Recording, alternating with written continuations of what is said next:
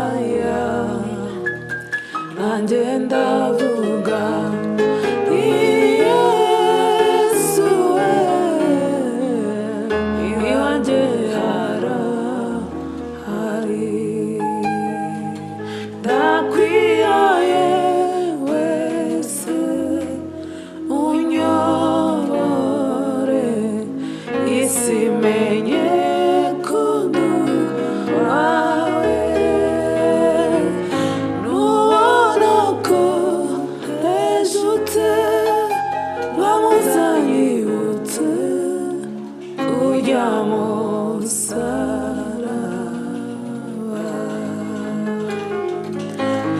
ndakwihaye wese unyobore isi menye ko ndi uwawe nubona ko ejute mwamuzanyibutse ujya musaraba ndakwihaye wese unyobore isi menye ko ndi uwawe nubona ko ejute mwamuzanyibutse ujya musaraba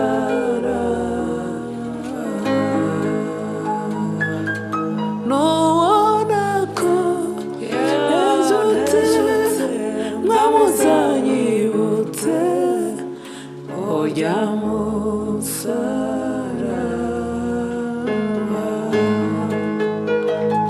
nubona ko ejute mwamuzanyibutse ujya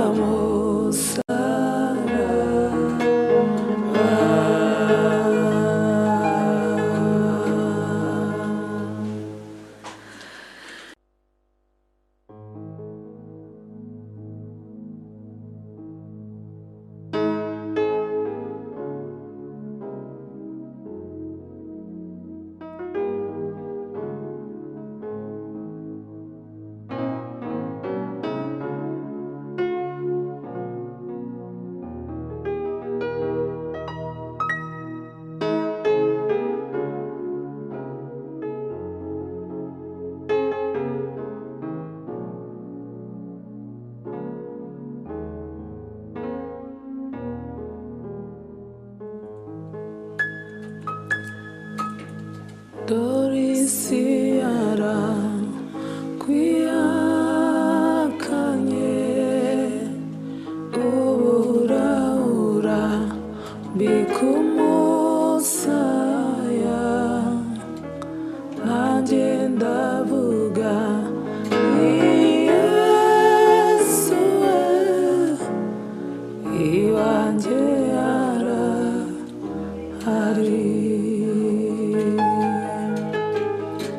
Dorisi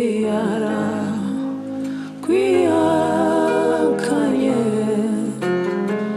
uburaura bikumusaya nanjye ndavuga ni Yesu iwanjye arahari Dorisi kwiyakanye uburaura bikumusaya nanjye ndavuga ni Yesu iwanjye arahari ndakwihaye wese unyobore isi menye ko ndi uwawe nubona ko ejute mwamuzanyibutse ujya musaraba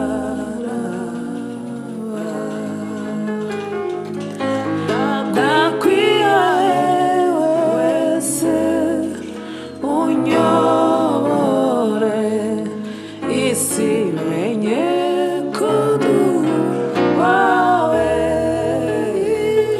nubona ko ejute mwamuzanyibutse ujya